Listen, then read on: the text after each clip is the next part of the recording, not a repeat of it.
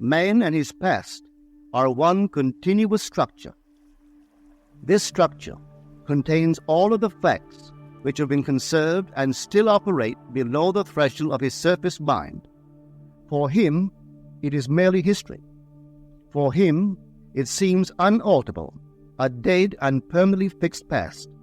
But for itself, it is living. It is part of the living age. We cannot leave behind us the mistakes of our past, for nothing disappears. Everything that has been is still in existence. The past still exists, and it gives and still gives its results. Man must go back in memory, seek for and destroy the causes of evil however far back they lie.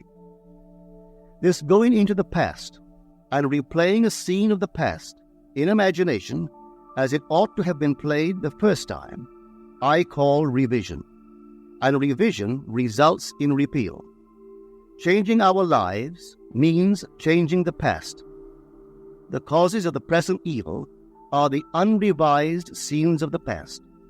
The past and the present form the whole structure of man. It is carrying all of its contents with it.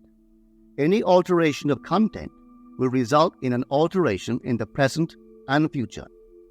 Live nobly, so that mind can store a past well worthy of recall.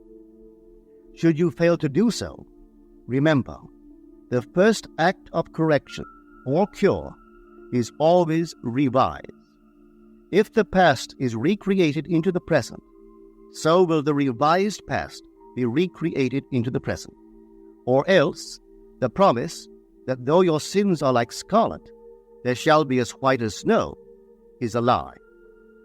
The question may arise as to how, by representing others to ourselves as better than they really were, or mentally rewriting a letter to make it conform to our wish, or by revising the scene of an accident, the interview with the employer, and so on, could change what seems to be the unalterable facts of the past.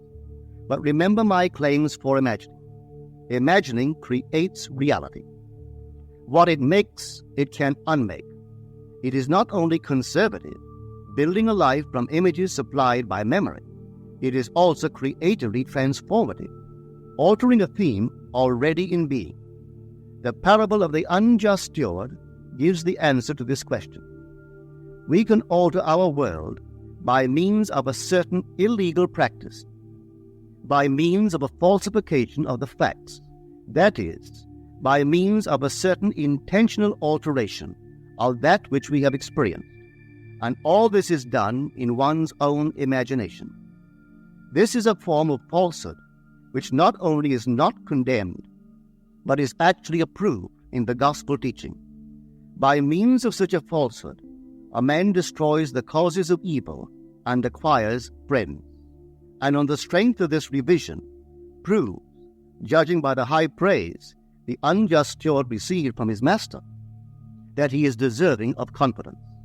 Because imagining creates reality, we can carry revision to the extreme and revise a scene that would be otherwise unforgivable.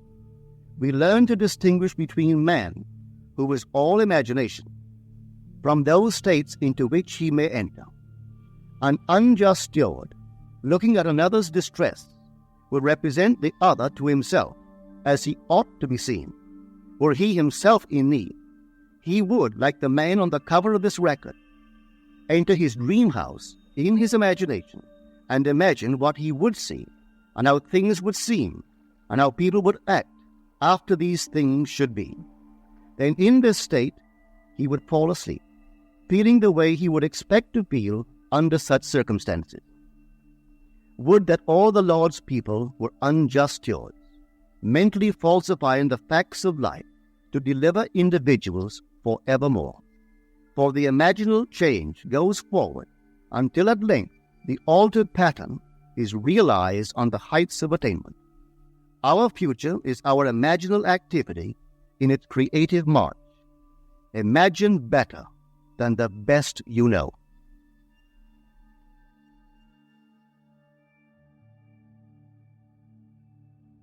Thank you for listening to the Neville Daily Podcast. Please subscribe for free at nevilledaily.com to receive weekly inspiration, free lectures, and exclusive remastered audios from Neville Goddard.